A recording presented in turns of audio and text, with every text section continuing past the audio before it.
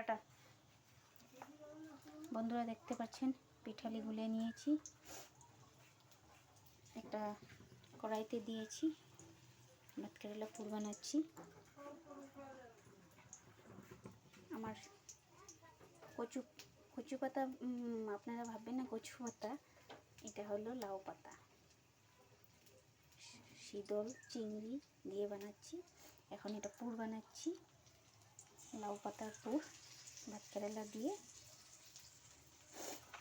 আপনাদের যদি ভালো লাগে আপনারা একবার বানিয়ে দেখতে পারেন।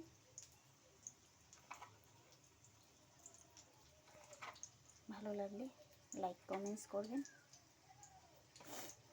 আপনাদের জন্য ছোট ছোট কিছু ভিডিও বানাচ্ছি, আপনাদের যদি ভালো লাগে ট্রাই করে দেখতে পারেন।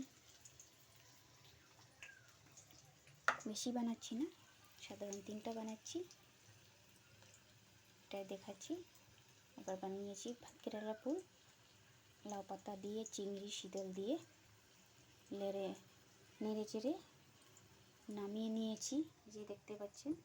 তারপর ওটা দিয়েই ভাত কেরালা পুর বানাচ্ছি।